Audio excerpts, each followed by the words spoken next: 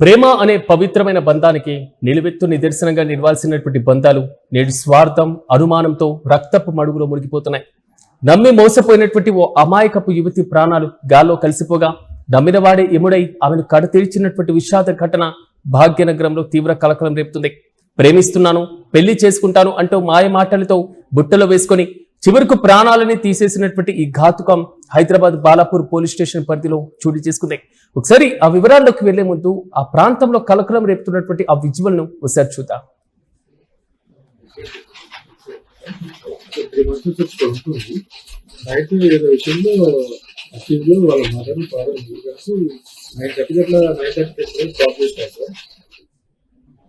ఉపాధి కోసం బీహార్ నుంచి హైదరాబాద్ కు వలస వచ్చినటువంటి 21 ఏళ్ల రెహనా అదేవిధంగా షరీఫ్ పరిధిలో ఉన్నటువంటి బిస్మిల్లా కాలనీలో నివసిస్తున్నారు. బతుకు తెరువు కోసం స్థానికంగా ఉన్నటువంటి ఒక ఫంక్షన్ హాల్లో పనిచేస్తూ తన జీవనాన్ని సాగిస్తుంది. అదే ఫంక్షన్ హాల్లో పనిచేసేటువంటి మొహమ్మద్ సలాం అనేటువంటి యువకుడితో ఆమెకు పరిచయం ఏర్పడింది.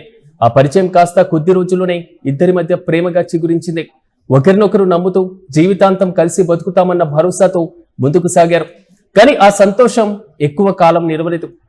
కొంతకాలం గడిచేసరికి వారి ప్రేమ వ్యవహారంలో అనుమానాల పురుగులు చెలరేగాయి. ఇక రహీనా మరో వ్యక్తితో సన్నిహితంగా వెలుగుతుందన్న చిన్న అబద్ధపు ఆలోచన సలాం మెదడును పూర్తిగా కమ్మేసింది. ఆ అనుమానమే వారి మధ్య అగ్గి రాజేసింది. ప్రేమను పంచాల్సినటువంటి చేతులతోనే ఆమె పైన కక్ష పెంచుకున్నారు. ఇదే అదునుగా భావించి రాత్రి వేళ ఇద్దరి మధ్య తీవ్ర స్థాయిలో వాగ్వాదం జరిగింది. ఆవేశం కట్టెలు తెంచుకోవడంతో విచక్షణ కోల్పోయినటువంటి సలాం తన వెంట తెచ్చుకున్నటువంటి కత్తితో రహీనా పైన విచక్షణ రహితంగా దాడి చేశారు.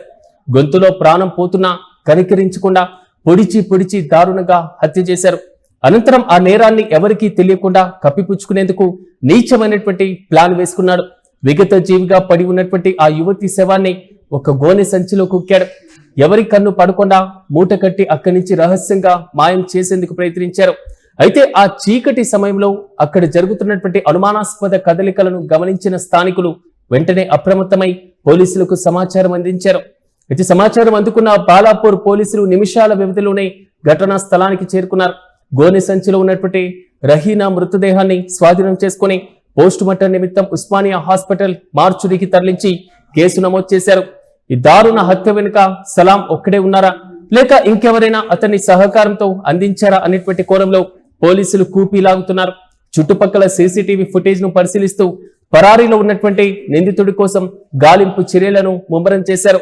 ప్రేమంటే ప్రాణాలు ఇవ్వడం కాదు, ఎదుటి వారి ప్రాణాలను గౌరవించడం. కానీ పెళ్లి పేరిట నమ్మించి చిన్న అనుమానంతో ఓ నిండు నూరేళ్ల బ్రతుకును గోనె సంచిలో మూటగట్టినటువంటి ఈ మృగానికి చట్టం అత్యంత కఠినమైనటువంటి శిక్ష విధించాల్సిందే. తోడుగా ఉండాల్సినటువంటి వాడే కాలయముడయ్యాడు. ఇలాంటి మృగాలకు కఠిన శిక్ష పడితేనే భవిష్యత్తులో మరే అమ్మాయి ప్రాణాలు ఇలా బలి కాకుండా ఉంటాయని స్థానికులు సైతం డిమాండ్ చేస్తున్నారు.